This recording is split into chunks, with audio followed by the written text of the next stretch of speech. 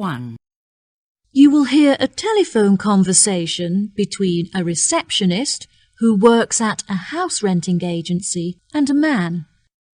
First, you'll have some time to look at questions 1 to 4.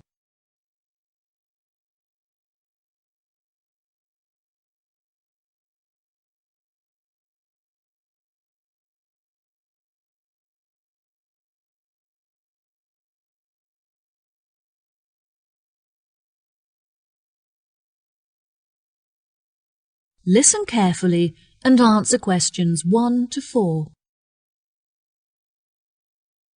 Hello, how can I help you today? Yes, hello. I'm just phoning you as I have seen an advertisement on your website for a property that I'm interested in renting. If possible, I'd like to find out some more information before I organise a viewing. No problem at all. What is the address of the property that you'd like to inquire about? It's 21 North Avenue. Okay, what is it that you'd like to know? First of all, I'd like to know what facilities the office has, as I need to make sure that it'll be suitable for my advertising company. I see. The office contains a large open-plan space with a wide frontage onto a busy street with lots of passers-by, so your business would have a really good street presence. There is also a toilet and newly refurbished kitchen equipped with a dishwasher and oven. Wow, that sounds great. I'd definitely like to register my interest. Okay, perfect. I just need to take some details from you, if that's okay. What is your full name? Jonathan Smith. And what position do you hold in your company, Jonathan? Until recently I was sales manager. However, I've recently been promoted to regional manager, so I'll be in charge of running our new office. Can I ask where the office is located? Yes, of course. It's located downtown, just around the corner from Royal Square Shopping Centre. That's a bit too far out of the centre for my liking.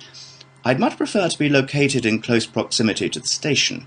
Do you have any property located in that vicinity? It would help me to narrow down the results if you could tell me how many employees you intend to have working in the office. Our branch is made up of 30 employees, and we'd like some extra space for meetings and presentations. Most average office spaces are around 8,000 square feet, but it sounds like you would need more space than that. I think that 10,000 square feet would be more suitable for your needs. Now, let's see, we have 10 properties that match those criteria, so let's try and narrow it down. Before you hear the rest of the conversation, you have some time to look at questions 5 to 10.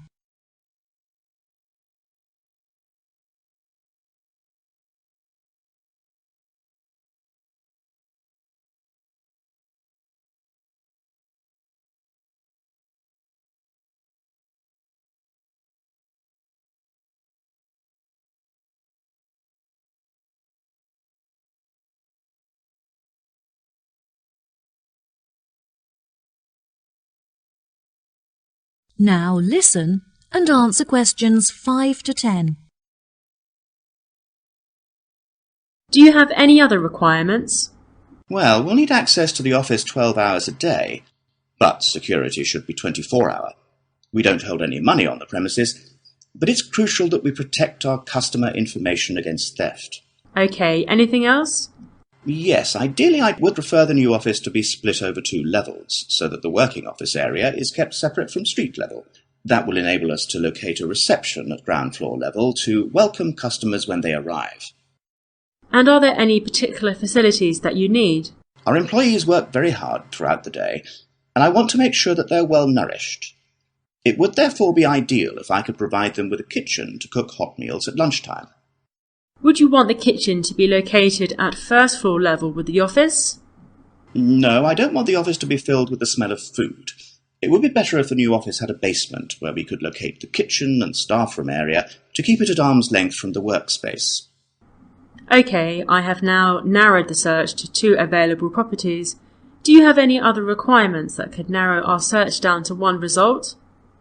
All of our office staff will be working at desktop computers, so I'll need the office to be equipped with at least 40 power sockets if possible. Anything else? Studies have shown that exercise is very important for maintaining happiness and healthy brain function. In an office environment, it's very difficult to get sufficient daily exercise, so it would be great if they had access to a nearby exercise area. One of the available offices is located next door to a gym. Would this be suitable? Yes, absolutely. A gym is exactly what I was thinking of. Brilliant. Do you need the office to be furnished? I don't think so. I already have some furniture, so I would prefer to bring this myself. That's no problem at all. And before I forget, we will definitely require Wi-Fi access, as much of our work and customer recruitment is carried out online. No problem. It sounds like the property will suit your needs perfectly. I've taken the liberty of booking you a viewing at 3 p.m. on Thursday, so you can see it for yourself. Is there anything else I can help you with today? No, I think that's all the information I need. Thanks very much for your help. No problem. It's been my pleasure to be of assistance. Goodbye. That is the end of part 1. You now have half a minute to check your answers.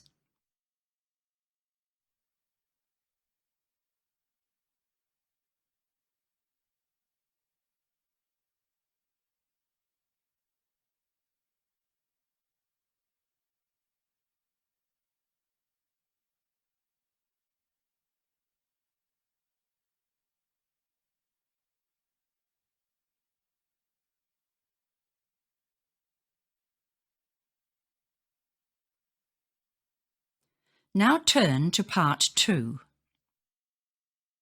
Part 2. You will hear a tour guide giving a talk about a relaxation centre. First, you'll have some time to look at questions 11 to 14.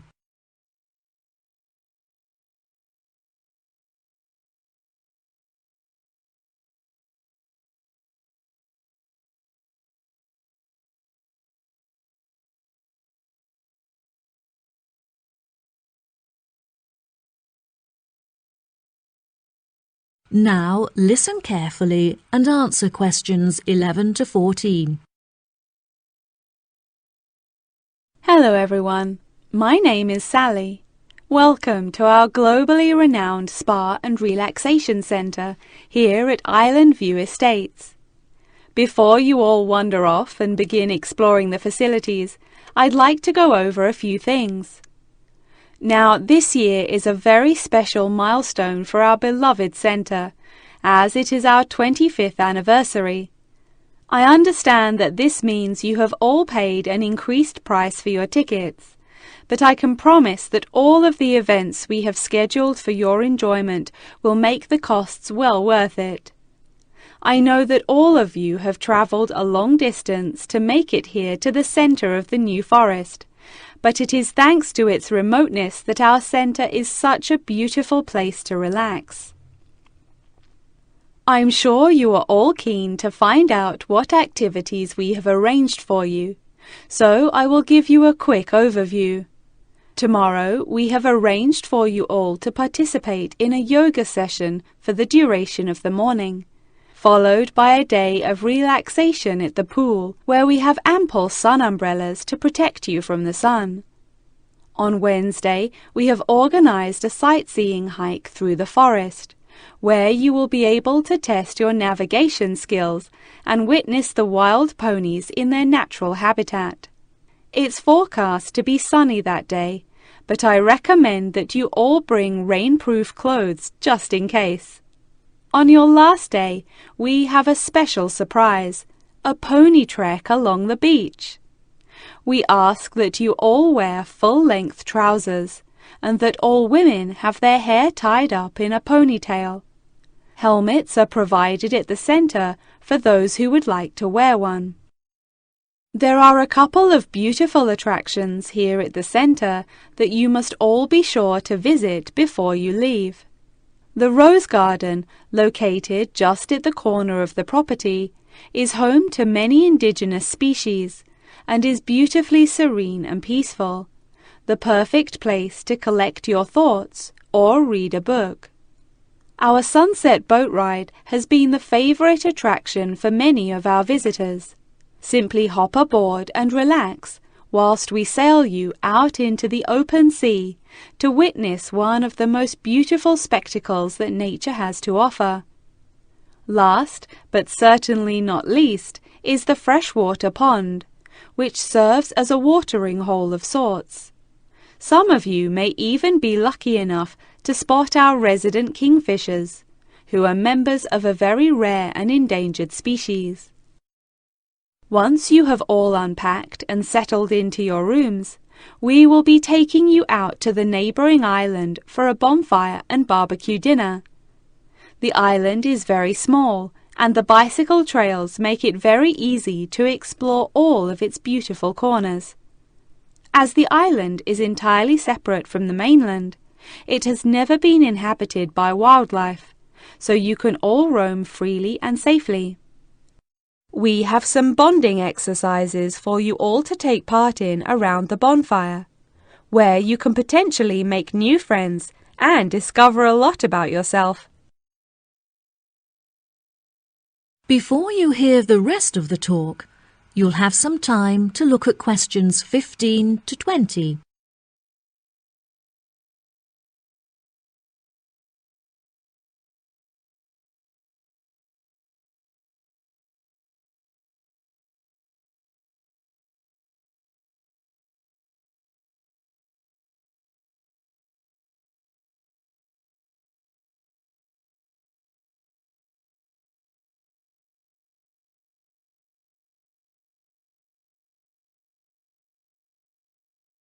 Now listen and answer questions 15 to 20. Now, let me tell you a little bit about the facilities that the resort has to offer. For those of you keen on indulging in a little bit of retail therapy, just wander along to our tourist centre, where we have a wide selection of presents on sale at reasonable prices. If you are feeling more drawn to the natural surroundings and scenery, I recommend that you take a trek up the mountain, where you can enjoy the panoramic outlook from the peak. For a bit of cultural indulgence, why not pay a visit to our small on-site theatre, where you can enjoy watching a range of movies and check out some works by our resident street artists. Just a 10-minute walk down the road is the local art museum, where you can roam around the sculpture courtyard or admire the many artworks on display. Here at the resort, we are incredibly lucky to be located right next to a nature reserve, where many species of endangered wildlife live in the pond. Just on the bank is a small hut where visitors can observe the fish and birds in their natural habitat. Now, if any of you are interested in history, you have the very interesting opportunity to visit the ancient building at the south side of the grounds. The building is now a museum. However, it originally served as a jail for those charged with crimes of treason against the royal family. Well, that just about rounds it up. Now, if anyone has any questions? That is the end of part 2. You now have half a minute to check your answers.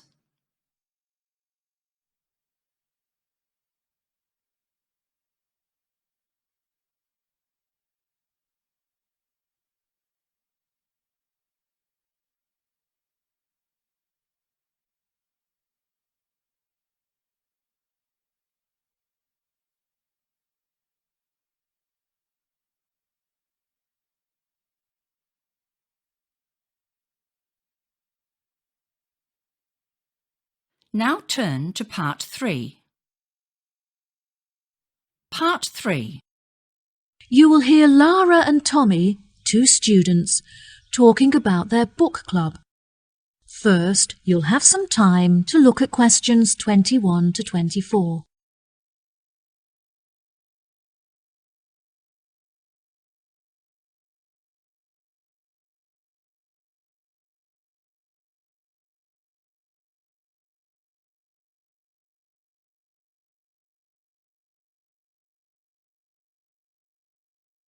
Now listen carefully and answer questions 21 to 24. Hi, Tommy. I haven't seen you for ages. How have you been? Oh, hi, Lara. I'm great. I've just joined a local book club that meets every Wednesday, and I'm really enjoying it. Next week, we're discussing the novels of Charles Dickens. I'm really looking forward to it, as he's my favourite author. Yes, absolutely. His novels are wonderful. I attended Dickens Book Club too. Would you like to do a practice session with me in preparation for your meeting? Sure, that sounds great. Let's start by discussing the main characters in David Copperfield and the ways in which they're affected by the events of the story as it develops. What do you think of Rosie? I think that she's a really sweet character in the beginning, but as the story progresses, she becomes bitter because of how her relationships had turned out in the past. That's true. Her sisters all marry and live happily ever after, but she ends up alone. It is very interesting to see how deeply the change in her personality affects her relationships. What is your opinion of Florrie? I find her very manipulative. She seems intent on seeking attention, so whenever she wants something from her family members, she persistently acts in a very silly manner, just like a kid. Unfortunately, many people do not realize this, and so they give her the attention that she's seeking, which only encourages her to continue behaving this way. Yes, Florrie is the complete opposite of Lizzie. Lizzie is very sensitive, and she has a true perceptiveness into how people are feeling and how they behave, which enables her to act appropriately towards them. She is very kind and generous and cares about how people feel. That's true, and I really like her character too. My least favourite character is Estelle, because she acts so selfishly and gets enjoyment from making others suffer. Unfortunately, there are many people like her in the world who intend to make others feel like this. It's interesting how you can associate so many of the characters with people that you know in real life. I think that the reason why Dickens is so good at creating deep and believable characters is because he understands human mentality.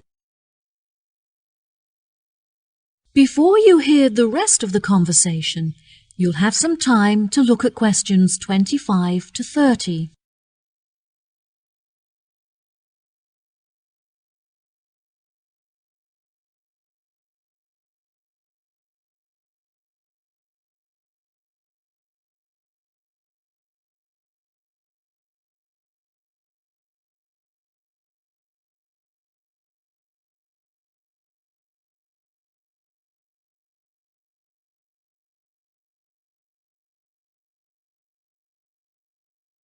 Now, listen and answer questions 25 to 30. Absolutely. What do you think of the literature lectures? I really look forward to them. They're the highlight of my week. The lecturer is usually late, but that gives you time to settle down and get organized before the lecture begins. Do you have a discussion period at the end? No, I don't think so. We're meant to, but since the lectures often begin late, this means that there is no time left for a conversation about the lecture.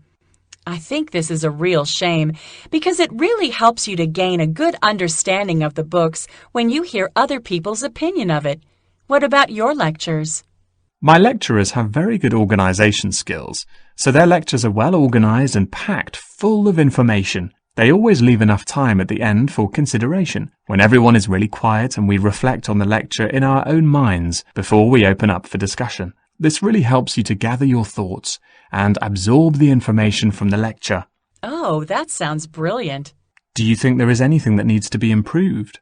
My experience of the course overall is really brilliant, but I feel there are many improvements that could be made to it. The IT support staff are great, but there are just not enough computers available for the numbers of people that need to use them. Every time that I need to use a computer, I have to queue up for at least 15 minutes. I find that the librarians are really helpful and approachable. However, the equipment is just not good enough. Whenever I need to use the photocopying facilities, for example, most of the machines are really old and slow, which means that you have to wait for ages for them to work. It's really frustrating because I'm often stretched for time. Perhaps we should start a petition to encourage the university to improve their facilities. That sounds good. What do you think of the group discussions? I really enjoy them. Since the class groups are so small, everyone gets to have their say and contribute thoughts to the conversation. so the classes are really effective. The only issue is that it's very difficult to find an opportunity to meet up, since everyone has such busy schedules. Yes, definitely. In our class, we pass around a ball, and only the person holding the ball is allowed to speak. Each person is only allowed to speak for a minute at a time, which helps us to make sure that we use the class time fairly, and it also makes the discussion more fun. That's true. It's been really great catching up with you. Thanks for your help. No problem. Good luck at your class. Bye. That is the end of part 3. You now have half a minute to check your answers.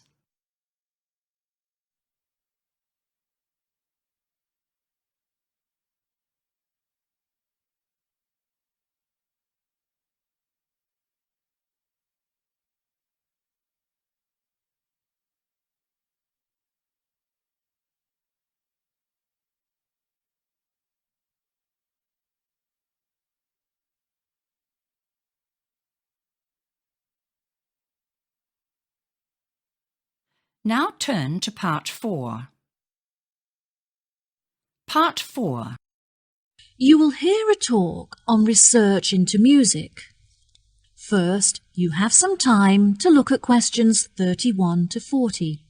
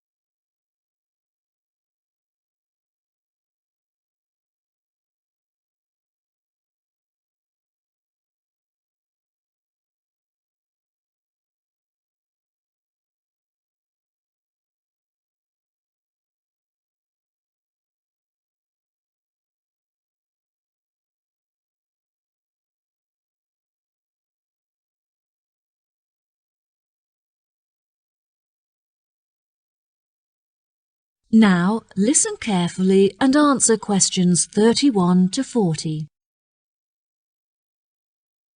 Today we're going to delve into the fascinating history of music in Britain and the evolution that it experienced throughout the duration of the 18th and 19th centuries.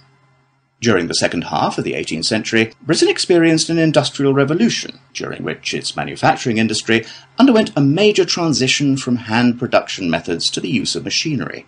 This sudden boom in the industry drew thousands of people into the cities, where they knew they'd be able to find jobs in the factories, working with or maintaining the machinery.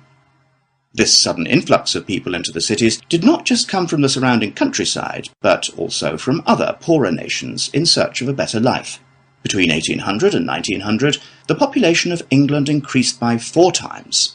This mass immigration from different nations and areas of the country resulted in a variety of cultural influences meeting and mixing to form a new, more diverse culture. With this new culture came a new style of music. Prior to the Industrial Revolution, music had originally been written to reflect the hard, labour-intensive life in all kinds of industries when all work had to be done by hand. Most people resided in small rural communities where their lives revolved around farming. Life for the average person was difficult, as incomes were meagre, and malnourishment and disease were common. Despite the difference in nationalities of the people and the variety of musical genres, all of the music shared one common language, English. As many were unable to write, the songs were a means for the people to give voice to their experiences and feelings about their hard and laborious jobs. Most of the music written by the workers during this period has been lost, as a result of illiteracy and the wear of time.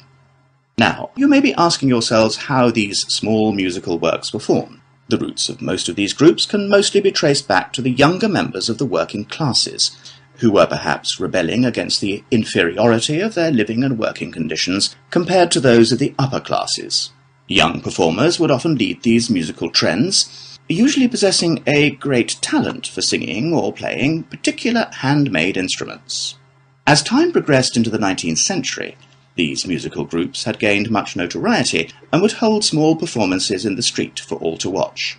It was perhaps their blind optimism and rebellious spirit that led them to become so popular with their audiences, which were usually made up of the poorest of the poor. Despite efforts by the upper classes to put an end to these musical traditions, they continued to gain popularity and flourish. By the late 1870s, they had evolved past the barrier of the social echelons and gained access to the middle class. Performances were held in proper establishments such as village halls, and some were even ticketed, with audiences paying a fee for the privilege of watching. Music produced by these groups were better recorded, and some is still preserved today in museums. The music of these groups may not exist in the present day, but its influences are still clear if you look closely enough. In classical culture, for example, many of the themes and theatrical performances are still based on the lives and experiences of the working classes both prior to and following the Industrial Revolution. The novel entitled Les Miserables by Victor Hugo, for example, is a novel about the French working classes and is still widely popular today. The original recordings of the music written during these periods are now hugely valuable due to the demand from avid collectors and enthusiastic fans. Many of these recordings are publicly owned and displayed in museum exhibits. However, a selection are still privately owned and occasionally appear for sale in auctions, often reaching prices in the hundreds of thousands. Well, that just about wraps the lecture up for today, so if anyone has any questions... That is the end of part 4. You now have half a minute to check your answers.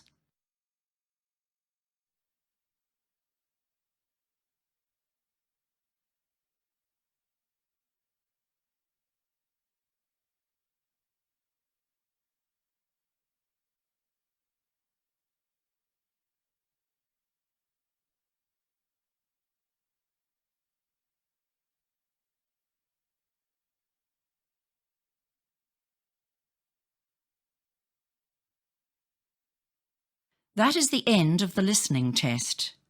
You now have 10 minutes to transfer your answers.